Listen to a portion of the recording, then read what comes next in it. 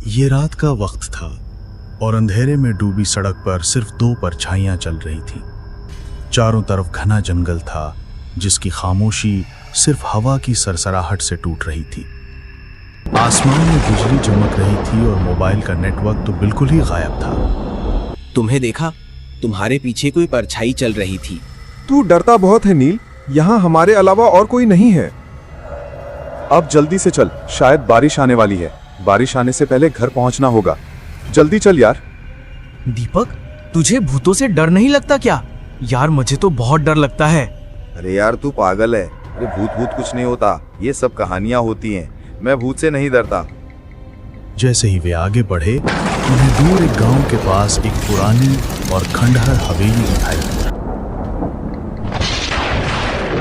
दोनों उसी तरफ चलने लगे, तभी अचानक एक अजीब सा आदमी उनके सामने आ गया। उसकी आंखों में एक अजीब चमक थी। एक चेतावनी भरे लहजे में उसने कहा, रात को बाहर मत निकलो और उस पुरानी हवेली की तरफ तो बिल्कुल मत जाना। वहां एक भूतिया साया है जो जिसे पकड़ता है वो अपनी पहचान भूल जाता है। ठीक है, लेकिन तुम कौन हो? इतनी रात में यहाँ क्या कर रहे हो? वो आदमी बस इतना ही बोला और अचानक गायब हो गया। ये देखकर नील बुरी तरह घबरा गया। अचानक तेज बारिश शुरू हो गई और बादल जोर से गरजने लगे। अरे यार तुझे बोल रहा था जल्दी चलने को, अब देख बारिश आ गई। अब क्या करेगा?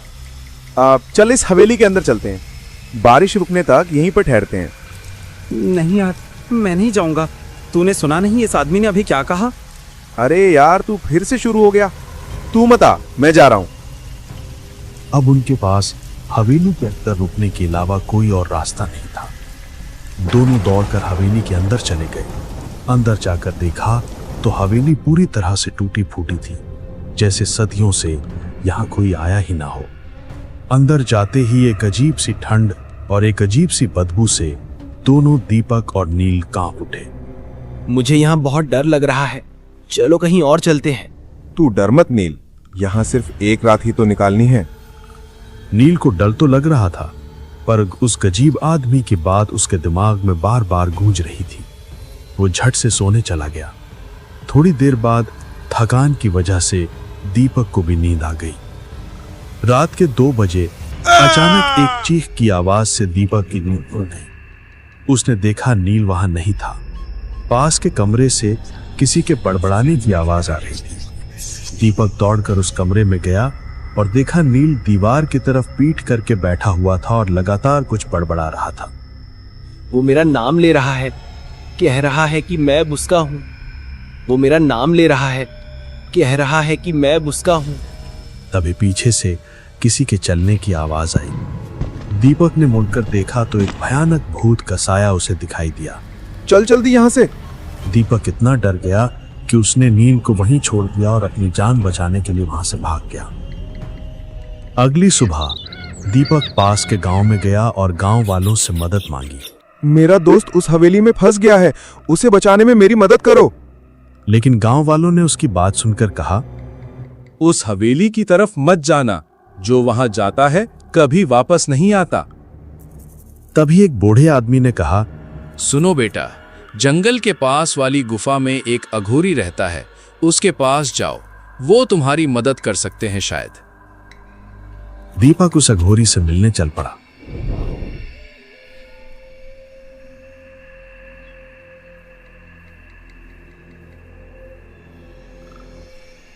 जब वो गुफा में पहुंचा, अघोरी ने दीपक को देखते ही उसे सब कुछ बताने लगा। उस हवेली में 50 साल पहले राहुल नाम का एक नौजवान रहता था, जिसे लोग पागल कहते थे। वो कहता था कि उसके साथ एक साया चलता है। जब किसी ने उसकी बात नहीं मानी तो उसने खुद को जला लिया। अब वो साया और उसकी आत्मा एक हो चुके हैं और नए शरीर ढूंढ रहे हैं। क्या नील अब उसके कब्जे में है? उसे बचा लो बाबा। चलो मेरे साथ। दीपक हैरान था। दोनों हवेली की तरफ चल पड़े। जब वो वहां पहुंचे, अंदर से किसी के चीखने की आवाज आई। दोनों अंदर गए और देखा नील कमरे के बीचों बीच बेहोश पड़ा था। उनके जाते ही वो एकदम से खड़ा हो गया। उसकी आंखें सफेद हो चुकी थी। दीपक, तू भी मेरे साथ चल, तू अब मेरा है। अघोरी ने वहीं बैठकर मंत्र पढ़ना शुरू किया। थोड़ी देर बाद एक काला साया एक भयानक चीख के साथ नील के जिस्म से बाहर निकला।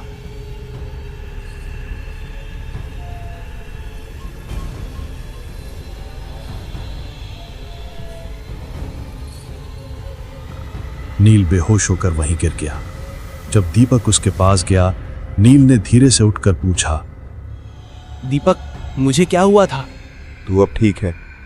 लेकिन अघोरी चुपचाप खड़े उन्हें देखे जा रहा था, जैसे कुछ छुपा रहा हो।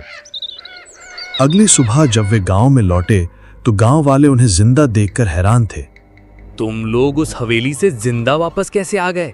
लोग तो कहते हैं जो वहां जाता है वो वापस कभी नहीं आता। ये सिर्फ शुरुआत है। वो साया अब दीपक के पीछे है।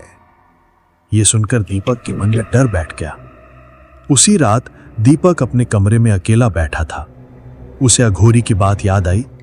तभी पीछे से उसे कोई दिखा और एक आवाज गूंजी, तू अब मेरा है। आवाज के साथ ही कमरे में अंधेरा हो गया। सुबह जब दीपक के कमरे में गया तो उसने देखा कि दीपक बुरी तरह से डरा हुआ कांप रहा था। वो वापस आ गया है। वो मुझे नहीं छोड़ेगा। मुझे बचा ले नील। हमें अघोरी बाबा के पास चलना चाहिए, नील ने कहा। दोनों अघोरी के पास गए। अघोरी ने कहा, मैंने कहा था वो साया अब दीपक के साथ है। यह आसान नहीं है। वो अब शरीर नहीं, आत्मा से जुड़ चुका है। कोई तो रास्ता होगा उसे रोकने का। अगर दीपक को बचाना है तो तुम्हें हवेली वापस जाना होगा और उस साये का अंत करना होगा। साया सिर्फ उस शरीर से निकल सकता है जिसने उसे अपना लिया हो। मतलब दीपक को खुद उसका सामना करना होगा। नील और दीपक फिर से हवेली की तरफ चल पड़े। इस बार उनमें डर के साथ साथ हिम्मत भी थी। हवेली के अंदर पहुंचते ही उन्हें साये की आवाज सुनाई दी, तुम लौट आए, अब बचकर नहीं जा सकोगे।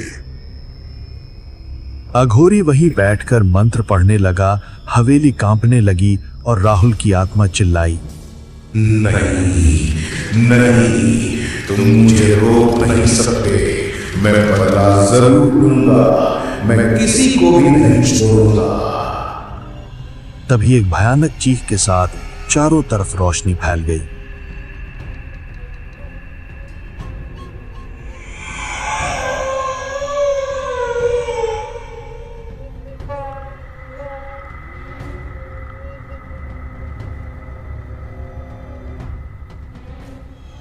जब सब कुछ शांत हुआ, नील ने पूछा, क्या वो चला गया? शायद, लेकिन कुछ साये कभी पूरी तरह नहीं जाते।